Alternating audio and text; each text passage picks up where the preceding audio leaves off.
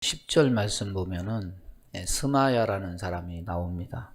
느헤미야가 그가 잘 안 보이니까 집을 방문했습니다. 아마도 이 스마야하고 느헤미야는 사이가 각별했던 것 같습니다. 친구 사이였을지도 모르죠. 그래서 이제 본절 이하를 보면은 이 스마야가 느헤미야를 해하려고 하는 사람들에게 매수가 돼가지고 뇌물을 받고 느헤미야를 파멸시키려는 이 대적들의 음모에 가담을 했음을 우리가 알 수 있습니다. 느헤미야에게 이제 거짓 예언을 하니까, 내가 기도해 보니까 저 악한 자들이 너를 죽이려고 하니까 이 성전으로 들어가서 문을 닫고 우리가 거기에 숨어 있자, 이런 이제 계략을 벌인 겁니다. 스마야는 제사장이었지만 느헤미야는 제사장이 아닙니다. 그러면 생각해 보십시오. 성소에 들어가면 어떤 일이 벌어집니까? 아하스 왕이라는 사람이 하나님 앞에 제사 드리다가 구약에 보면은 어떤 벌을 받냐면 문둥병에 걸려가지고 평생 저주받아가지고 별궁에 가서 그렇게 지내다가 죽은 일을 우리가 봅니다. 그러면 아무리 총독이라도 제사장이 아닌데 성소에 들어가면 어떻게 되겠습니까? 하나님의 거룩하심을 침범하는 그런 중대한 범죄를 저지르게 됩니다. 그래서 느헤미야가 만일 이 스마야의 제안을 받아들여서 성소에 들어가면은 대적들은 자기 손에 피를 묻힐 필요가 없어요. 느헤미야는 하나님으로부터 징벌을 받거나 아니면은 이 소문이 퍼지면 백성들로부터 좋은 소리 들을 리가 없죠. 비난을 받고 더 이상은 이스라엘의 지도자 노릇을 할 수가 없습니다. 그러니까 이 대적들은 이 돈으로 매수해서 이게 통하기만 하면은 꼭 먹고 알 먹고 그냥 가만히 손에 피 안 묻히고 자기 일을 이룰 수가 있는 겁니다. 참 이 악한 사람들이 꾀가 많고 수단이 많지 않습니까? 조롱하죠, 위협하죠, 협상하자고 제의하죠. 그 다음에 편지를 써가지고 느헤미야가 백성들을 선동해서 왕이 되려고 한다고 그렇게 모함을 하죠. 이번에는 돈을 주고서 이스라엘 안에 있는 사람들을 매수를 해가지고 거짓 예언을 통해서 죽이려고 하죠. 그런데 이 악인들이야 뭐 그렇다고 쳐도 이 스마야라는 사람은 도대체 뭡니까? 이 사람은 이스라엘 사람으로 제사장으로 이러면 안 되잖아요. 뭐가 떠오릅니까?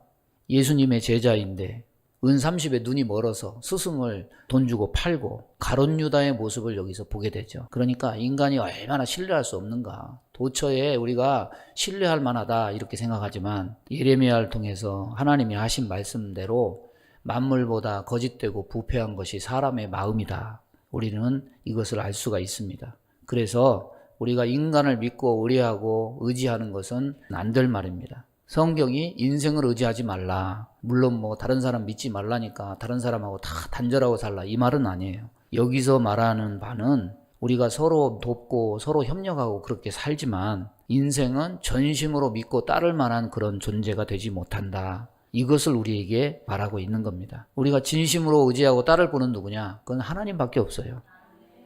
항상 이 사실을 기억하고 인생을 의지하고 또 거기에 실망해가지고 낙심하고 절망하고 이렇게 하지 말고 절대 하나님만 의지하고 신뢰하며 사는 저와 여러분 되기 바랍니다.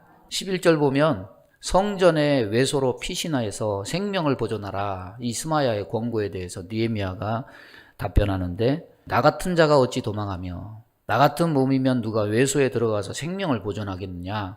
나는 들어가지 않겠노라. 여기에 보면은 느헤미야의 답변에 이 하나님을 생각하고 하나님의 백성을 생각하는 이 마음이 잘 드러납니다.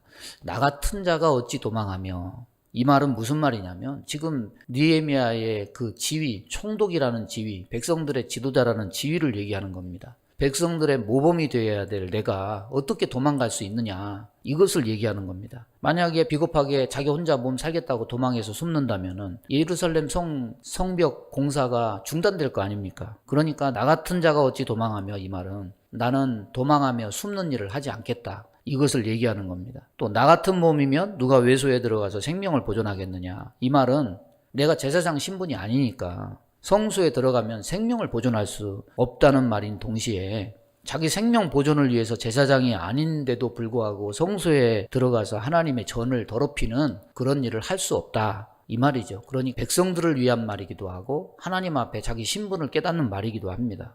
웬만한 사람 같으면 어떻게 생각을 하겠습니까? 내 생명부터 좀 살고 보자, 이런 생각을 하죠. 또 스마야가 자기하고 가까우니까 명분도 있습니다. 이 가까운 사람 제사장이 나한테 이런 말을 해주면은 이거는 정말 하나님의 뜻이 분명하다, 이렇게 생각할 수도 있습니다. 그런데 느헤미야는 분별력이 뛰어나가지고 딱 중심이 있어서 길이 아니면 가지 않으려고 한 거죠.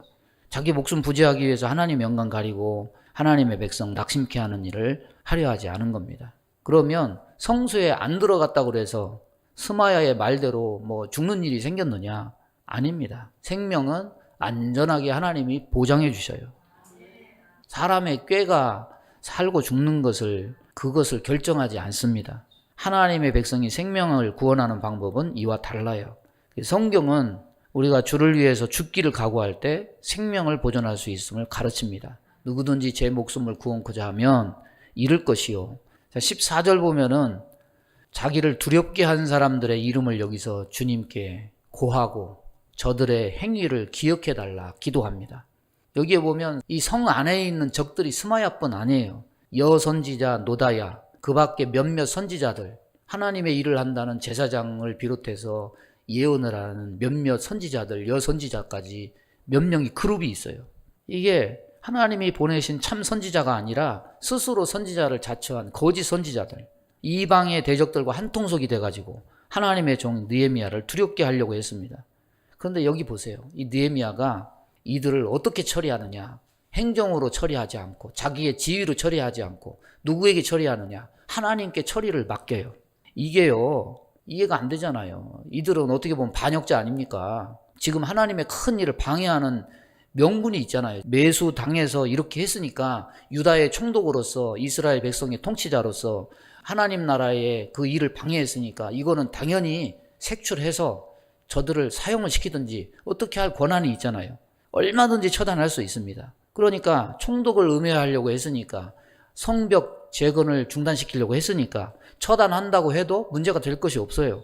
느헤미야 입장에서 보면은 이들은 산발랏, 도비야, 겟셈 이런 사람같이 이스라엘의 원수입니다. 근데 그럼에도 불구하고 이들을 처단하지 않고 원수 갚으려고 하지 않고 하나님께 그들에 대한 처리를 의탁해요. 왜 그랬을까요? 왜 그렇게 했을까요? 지금 자기 개인의 원수 갚는 것, 분풀이 하는 것, 이게 지금 자기가 여기에 온 목적이 아니죠.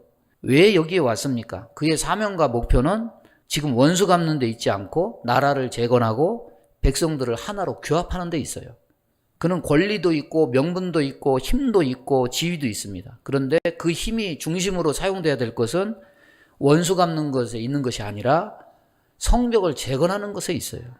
그래서 원수 갚는 것은 하나님께 맡기고 나는 내 일에만 충실해야 되겠다. 어쩌면 우리도 마찬가지죠. 우리가 세상 살면서 이 분나는 일, 남이 나를 해하려고 하는 일에 얼마나 많이 시간을 낭비하고 허비합니까? 밤잠 못 이루면서 너 어디 두고 보자. 곱씹으면서 나를 이렇게 해. 근데 그러다 보면은 하나님 일은 저리 가버려요.